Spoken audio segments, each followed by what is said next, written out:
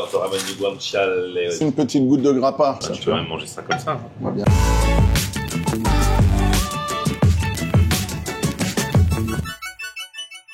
Salut tout le monde, bienvenue, nouveau vlog aujourd'hui. Aujourd'hui je suis de retour à Villecrennes, cette ville du Val-de-Marne où j'étais venu déjà il y a quelques mois pour manger italien dans une épicerie italienne qui s'appelle Nonna Teresa. Franchement c'est génial, alors c'est une épicerie mais il y a aussi des tables, on peut aussi manger sur place un petit plat le midi ou même le soir. Franchement ça le fait. J'avais fait la connaissance de Giuseppe, le boss. Je kiffe trop cet endroit, cette petite place, l'église en face, le jet d'eau. Et ce qu'il faut savoir c'est qu'à Villecrennes, il y a aussi un restaurant qui s'appelle l'Inattendu. Le chef s'appelle Émilien Rouable. Ça fait des années que je dois venir le voir. Et quand il a vu que j'étais venu à Villecrennes, il a dit « Mais pourquoi t'es pas venu ?» Et là, on s'est dit « On va faire un truc de fou. » On va bien sûr aller déguster la cuisine d'Émilien dans quelques minutes. Mais juste avant, je passe à Nonna Teresa. Là, on va faire de la pâte à lasagne. Et juste après, on va aller voir Émilien avec la pâte à lasagne. Pas énorme? Allez, go. Alors, comment tu vas, toi? ça va bien? On va faire la pâte à lasagne, là, c'est ça? Pâte à lasagne, exactement. On a la semoule de blé dur Ok. que l'on va venir introduire dans cette machine-là. Donc on envoie 1 kg. Hop. Voilà. Qu'on va gentiment lancer en prod. Ça, c'est une machine magique. Ça, c'est une machine semi-pro, disons. C'est 3 kg par heure de débit. Après, on a des machines qui sont beaucoup plus... qui développent beaucoup plus de quantité. Donc, j'ai lancé la semoule. Je vais aller chercher l'œuf, l'eau. Donc, semoule, œuf, eau, et c'est tout. Basta, Ok. comme ça. Donc, on va venir introduire notre œuf mélangé à l'eau, tout simplement. Voilà, on y va progressivement et on y va vraiment sur toute la largeur de manière que ça soit homogène. Donc, vraiment l'importance de ne pas tout verser d'un coup parce que comme ça, au moins, toute la pâte est homogène. Surtout Il y a les piano. Piano, piano. Donc là, on part, une fois qu'on a tout remis comme liquide, on part sur 10 minutes de mélange. Et à 3-4 minutes, on va tester si notre pâte est bien homogène. Ok, donc là, on laisse faire la machine. A few minutes later. Alors, on en est où? Alors là, on va aller tester, voir l'homogénéité de notre pâte. Voilà, il faut que notre pâte elle soit bien crumble. Quand on la prend en main, je la serre. Tu vois, il n'y a rien qui me reste dans les doigts. Ok. Donc, ça veut dire qu'on est plutôt pas mal. Il faut vraiment que ça ait un aspect vraiment crumble. Donc là, on va la laisser, on est plutôt pas mal. Donc, on va la laisser finir de travailler. Et on va renvoyer ça. Oh là là, ça se prépare là. Tu fais de la plomberie? Ouais, voilà, là, on a mis un manchon pour pas qu'il y ait de fuite, quoi. D'accord, ok. Allez, on remélange et là, on va faire nos premiers tests de sortie de pâte. Alors, Regarde, si, ça y est, c'est le moment. c'est le moment, on est prêt. Eh, tu me montres et après j'essaye de faire. Ah ben avec bonheur, c'est toi qui Vas-y. vas tout faire après. Alors là, on stoppe la machine, on la met en mode production. Et là, normalement, comme par magie, Il faut l'accompagner. il faut l'accompagner. Donc là, t'as réglé parce que le chef, il a dit comme il veut faire des ravioles, faut que ce soit plus fin qu'une pâte à lasagne normale. Exactement. Et comme le chef exige que ça soit fin, nous, il faut qu'on On fait. exécute. Oui, chef. Oui, chef. On choisit la longueur de notre pâte. Hein. Forcément, il y en a plus d'appétence d'avoir des longues feuilles ou des plus courtes. Là, on va partir sur une feuille comme ceci. Je coupe. Hop. Et voilà, ma feuille à lasagne. On la positionne Elle ici. est belle, elle est belle. Quand ça sort de l'extrusion, donc on est en température tiède, hein, la pâte est chaude forcément puisque ça vient d'extruder avec un cylindre. Alors pour ce type de feuille, la spatule est un peu plus moins adaptée, je dirais. Après, on fait d'un coup sec à la main, hop, je Ah tire ouais, ça c'est à l'ancienne ça. à l'ancienne. Voilà. Nos grands-parents, arrière-grands-parents, ils n'avaient pas de machine. Ils avaient même pas de faisaient avec machine. un laminoir, Ah ouais. un laminoir de ce type-là, par exemple. Là. Ouais, donc ça mettait beaucoup plus de temps. Donc il y a un temps de refroidissement de la pâte. Combien de temps? En 2 ou 3 minutes, la Ah pâte bon, a pris ça sa va. température ambiante. Hein, Après, ça joue beaucoup aussi la température de la pièce où vous travaillez. Vous travaillez dehors, l'humidité, le froid, le chaud, ça joue aussi sur la qualité de votre pâte. Je pense que Florian, maître Pastaio, aujourd'hui, c'est pour toi. Je t'en prie, je te laisse À vos la risques place. et périls. Il est où le truc? Je coupe avec ça? Ou avec la main, tu peux faire avec C'est la vrai, main. tu crois? Oui, tu mets un coup vers la droite. Avec la Vers main. la droite? Oui. Là, à partir de maintenant? Ouais, quand tu veux. Vas-y, hop, voilà, C'est bon t'étales ça? ta pâte. Regarde ça là. Hop, oh là là. C'est là où je vais faire les bêtises. Eh mais ça tient bien hein. J'ai juste fait un petit trou, c'est grave? C'est pas trop grave, le chef, c'est avec le chef qu'il faudra voir. Tu lui diras que c'est moi. C'est beau, c'est lourd. Tu peux y aller, à ta convenance. Hop. Et là, regarde, celle-ci, elle est parfaite. C'est moi qui l'ai fait. Magnifique. On continue. C'est bon là? Ouais, tu peux y aller. Ah, c'est un peu moins parfait. Là, ce qu'on fait entre chaque couche, ça c'est de la farine de riz. Ce qu'on met, on met un peu de farine de riz pour éviter que la pâte ne vienne coller entre eux. Ah bah oui, c'est forcément. la particularité de la farine de riz.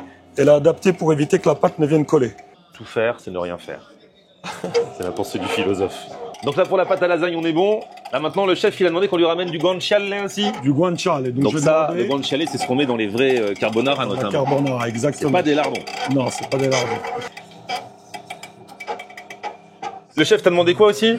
On va lui demander de lui ramener de la grappa, parce qu'il a une idée derrière la tête. Ok. Donc, là, on va lui ramener une superbe nardini, ça c'est extra. Donc Sorte là, c'est bon, on a tout ce qu'il faut. Et le guanciale que je vais récupérer qui est là. Allez, go. Bon, allez, on a tout ce qu'il faut. Bah, maintenant, on va voir le chef Emilien à son resto. L'inattendu, Allez, on on y ramène la pâte à lasagne, le guanciale et la grappa. Andiamo ragazzi. La Nonna Teresa mobile en charge. Well, miss, I guess I'll be on my way now. L'inattendu, c'est là. You just give me a... L'inattendu, table remarquable. Ragazzi, La nonna. buongiorno. Comment ça va? Bonjour. Bene. Je suis venu avec un ami aujourd'hui. Bah alors, Chef, comment stai? Ça va ou quoi? Ouais, ça roule, impeccable. regarde ce qu'on te ramène là, de la bonne pâte à lasagne bien fine pour faire les ravioles. On a essayé de faire de notre mieux. Alors, qui est-ce qui les a tirés les pâtes? C'est toi ou c'est lui? C'est un peu les deux. Ok, Les meilleures feuilles, c'est moi. voilà. Non, bah nickel. Non, non, mais on va travailler avec quelques petits points. Bah tenez, chef, j'espère qu'on a. Voilà, tenez. Ça, c'est pour vous. On te ramène du guanciale aussi. Ça, j'adore ça. Et celle-là, par contre, là, celle-ci, là, vous m'avez demandé de vous ramener de la grappa. Le problème, c'est que c'est de la grappa, c'est un luxe pour la cuisiner, celle-ci. C'est vrai. Nardini, ça- 50%, c'est beau ça. Bon, Emilien, ça fait des années que je dois venir te voir. Hein. 3 ans. Et la dernière fois, il voit que j'étais à Villecrène, il était énervé. J'étais triste, je dis mais comment il vient pas? Non, mais en plus, j'avais dit à Giuseppe, si Emilien voit la vidéo. Ah, direct, voilà. je l'ai vu, j'ai pleuré, j'étais mal, je dis mais comment il peut me faire ça? Mais bon, non, c'est C'était cool. reculé pour mieux sauter. Là, aujourd'hui, on fait Exactement. carrément collab et puis on va voir aussi un petit peu toi ce que tu nous fais dans ton restaurant. Bien Du coup, sûr. comment tu le décris ce resto l'inattendu? Alors en fait, c'est un désir de liberté. Quand je travaillais sur Paris, dans les hôtels, tout ça, c'était bien, mais j'étais tellement serré par des directions qui disaient faut faire ci, qui changeaient d'avis toutes les 5 minutes. J'ai dit j'en ai marre, je veux être chez moi. Et mon but, voilà, c'était de créer ça. Et j'ai pas voulu avoir un restaurant avec plein de pages. Je voulais un truc un peu comme ce qu'il y a dans ma tête. Donc c'est un peu particulier, qui part un peu dans tous les sens et ça me ressemble bien. Donc là, on est dans une ancienne boucherie. Donc tu vois, il y a encore les pics au mur. Le carrelage d'époque, on a mis simplement des murs végétaux. Ça absorbe un peu le son et juste pour habiller, mais je veux vraiment qu'on sache qu'on est dans une ancienne boucherie. Et ce qui est amusant, c'est que ma cuisine est quand même un peu plus végétale. On va travailler beaucoup le céleri, la betterave, les salsifis, les petits pois, les choses comme ça, mais on va pas être sur la côte de bœuf ou quoi que ce soit. C'est pas l'esprit. Donc là, tu as cette place. On a encore la chambre froide d'époque. Avec la porte d'époque et tout? Même avec la porte d'époque, Ah ouais. tu vois, regarde, on a fait des huiles d'ortie qui sont en train d'attendre, il y a des produits, il y a tout ça. Donc on va jouer un peu et puis après on a fait une deuxième salle en accès pour les personnes à mobilité réduite. Mais il y a plein de trucs ici, c'est un peu inattendu. La deuxième salle qu'on appelle la verrière. Donc là par exemple, c'est un groupe de 10 et ben on va le mettre là, même de 8 comme ça, c'est un peu plus intime. Ok. Et après, il y a les tables cachées qui ne sont pas réservables par Internet parce que quand on a les gens au téléphone, s'ils ont l'air chiants, on leur propose pas. Vous saurez si on vous a refusé récemment. Ah ouais, là faut descendre, c'est comme c'est la cave. Eh ben exactement. On a fait une petite table cachée dans la cave au milieu de nos belles bouteilles. Tu vois, on est bien ici. Hein. Ah ouais. Vous avez la table ici. Voilà, alors elle va jusqu'à 4 personnes, pas plus. On a des domaines, on commence par la Loire, on va voir là-bas, tu vas voir tout ce qui est Bourgogne. On a des domaines de dingue comme Prieuré Rock, Anne-Françoise Gros qui travaille super bien. Alors là, tu vas voir quelque chose de très moderne, très nature, ça très classique. Belle bouteille. Il y a plein de choses. Et pour les menus, c'est en mode menu découverte ou alors on choisit à la carte? Toujours découverte Ok. parce que en fait, ce qui m'a toujours embêté avec la carte, c'est que le jour où tu imposes un produit, je sais pas, je vais te dire, tiens, on va faire du bar, du turbo, même du cabillaud. Et si t'arrives, les cabillauds sont Si, pas beaux, ouais. bah, tu te prends la tête, la personne, oui, bah, les gens ont lu cabillaud, faut rééditer tous les 2 jours les cartes, j'ai non. On regarde, allô, tu as quoi de bien? Là, j'ai un super lieu, là, j'ai un très beau merlu, et à nous de nous prendre la tête avec ça pour faire un truc bien. Et en fonction, voilà, ça t'inspire, Voilà. au moins tu t'ennuies pas. Ah non, Ah et ouais. ça change très souvent, c'est pas C'est pas un menu carte blanche qu'on garde pendant 4 mois. Non. On va faire les petites ravioles d'abord là. Alors on va faire une petite raviole petit pois, un peu de lardon. Comment il appelle? Le guanciale. Comment t'appelles tes lardons toi? Non, parce qu'ils ont toujours des beaux mots les Italiens. Guanciale. C'est pas des lardons, tu vas pas te faire des amis. Ah, là. on va faire des lardons, c'est ça. Non mais les Italiens, mon ancien apprenti qui était après mon second, arrive un jour, il me dit ouais, prends-moi de la polpa di pomodoro. J'ai dit c'est quoi ce truc polpa di pomodoro?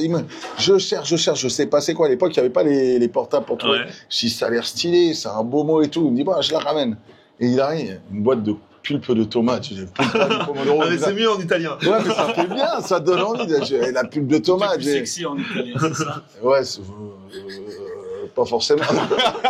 Heureusement que c'est un grand chef, hein, parce qu'avec lui, tu peux le dire. Allez, go. Bon, allez, on va être clair. La guanciale. Ah, c'est bien. Tu respectes le produit. Je vais faire les ports. Bah non, mais c'est magnifique. C'est bien poivré, vous voyez. Elle est bien parfumée. On va faire assez fine. C'est bien avec ça, il n'y a pas besoin d'assaisonner. Je vais pas en faire des morceaux trop petits. C'est un peu dans l'esprit des petits pois à la française, bon, dans lequel il y a de la laitue. Je sais pas si je vais mettre un peu de sucrine pour avoir un peu d'amertume. Et on va récupérer ce gras. On va faire revenir les petits pois que j'ai à peine blanchis. Ah ouais. Hop là, ça va suffire. On va récupérer ça là-dedans. Moi, ce que j'aime bien, c'est quand on n'a pas besoin de rajouter trop de sel, trop de poivre. Le produit se suffit à lui-même. Ah ouais, alors là, ouais. Allez, go. Alors là, on va récupérer un petit peu de gras, tu vois, simplement dans cette casserole. J'ai pas besoin de mettre d'huile, rien du tout. On va pas le faire revenir trop agressivement parce qu'après, le défaut de ça, c'est que ça sale énormément et c'est pas top. Là, on a un bouillon de volaille avec un peu de gras pas dedans et on en remettra un petit peu après pour émulsionner. Voilà. Et dès qu'on aura le gras, on aura les petits pois que j'ai blanchis 1 seconde dedans. Quelques morilles qui ont été déjà juste revenus dans un peu de beurre, tu vois, tout simplement. Oh là là. Et là, on va blanchir la pâte. Ouais, du coup, ça se fait rapidement. Une fois qu'on a la pâte. Ah ouais, c'est. Et puis lui, c'est vrai que ses produits sont toujours top, donc je me régale. J'aime bien m'amuser. Je lui dis tiens, ramène-moi un peu de ci, un peu de ça. Ouais, c'est trop marrant. Là, c'est prêt. On va prendre quelques petits oignons grelots qu'on a juste légèrement glacés. Voilà, comme ça, tu vois, ça a commencé à revenir. Hop là, un peu des petits pois à la française. C'est la française italienne, un peu comme quand avec Giuseppe on joue un peu, tu vois, en morceaux. On va baisser. Voilà. Voilà, tout simple. Maintenant, voilà. Là, ça suffit. Là, le gras, il est là. Le goût, il est donné. J'adore la sucrine. J'adore cette salade. Je trouve que ça a toujours un petit peu de croquant, un peu d'amertume. Là, c'est toi qui la pète. Celle-là, bah, bien sûr, tu la reconnais. Ouais, ça se voit, ça se voit. Il y a un truc.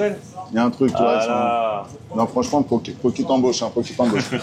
Mais là, tu vois, c'est prêt. Les petits pois arrivent. On les a blanchis vraiment 2 secondes. On pourrait même y aller cru, hein, s'il faut. Hein, mais, Ah ouais. hop là.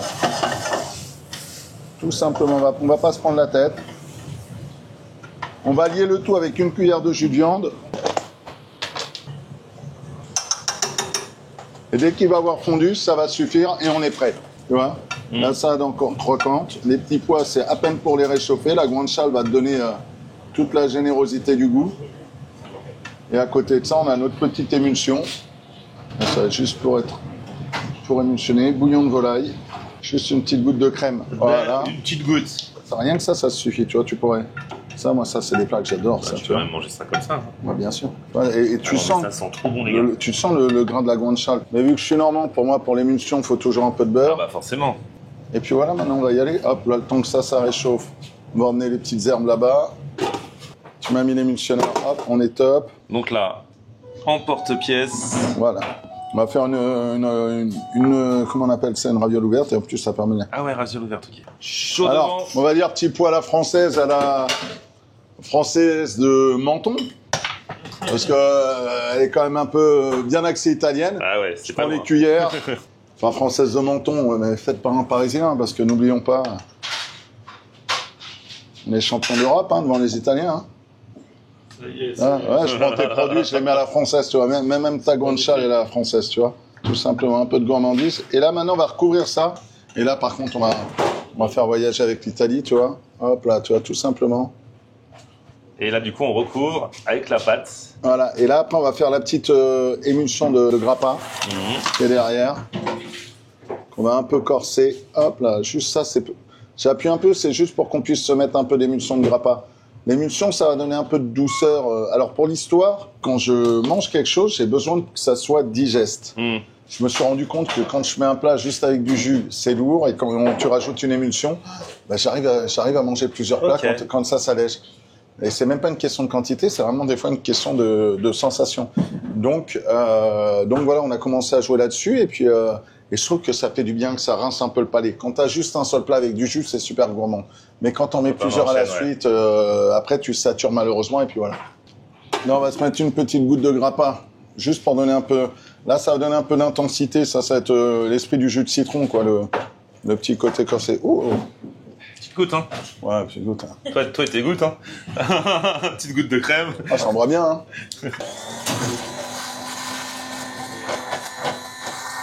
Eh, on sent bien, c'est la grappa qu'on sent comme ça. Ouais. Ah ouais.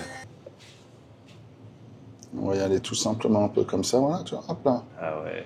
C'est voilà, juste un peu de gourmandise. Alors j'étais gourmand parce que je me suis allé. Hop là. Hop là. Il y a un terme qui est plus utilisé, c'est vrai que je le trouvais un peu bizarre, mais là on pourrait le dire.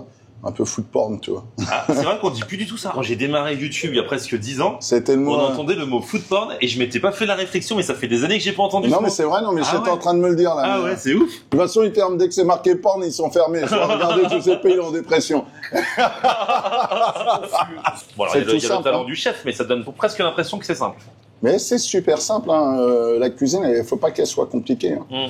Et je vais vous laisser goûter. Hein. La raviole faite par la nonna Teresa, par Florian. Et tout simplement en dessous, quelques petits pois, un peu de guanciale. Un peu dans l'esprit d'un petit pois à la française, mais avec la guanciale à la place du lard. Et un petit jus et une sauce à la grappa. Alors, je te laisse dire le nom de la grappa parce que moi... Nardini. Bon, allez, Giuseppe, vas-y, c'est toi qui as amené les produits. Tu commences par goûter, bah ouais. Regarde-moi cette pâte toute fine là. C'est léger. Il faut que je regoute parce que je suis... Ouais, pour être sûr. Pour être sûr, parce que là, je suis bluffé.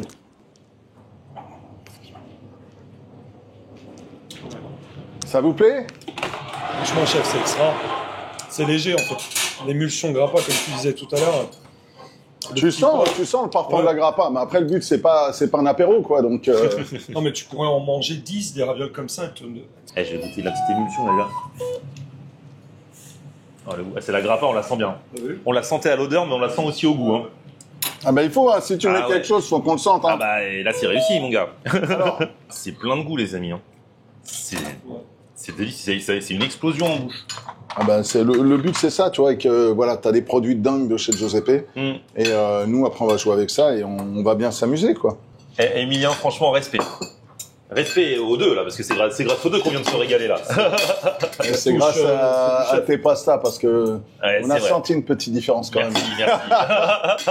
Les pastas Florian Honner, c'est vrai, on va peut-être déposer une marque avec toi. Alors il sera là tous les dimanches matins à Villecrène, jour de marché. Et il vous fera les pâtes en direct de 10h à 13h, Florian. Voilà, c'est dans la merde. Bon, là du coup Emilien, tu vas nous faire découvrir aussi un peu plus en détail ta cuisine. Exactement. Aïe, aïe, aïe. Qu'est-ce qu'on fait aujourd'hui, tu vois, je ne sais même pas encore. On aime regarder Florian on air. Ok. On aime regarder Florian on air. On aime regarder Florian on air. Alors tu dis quoi Florian?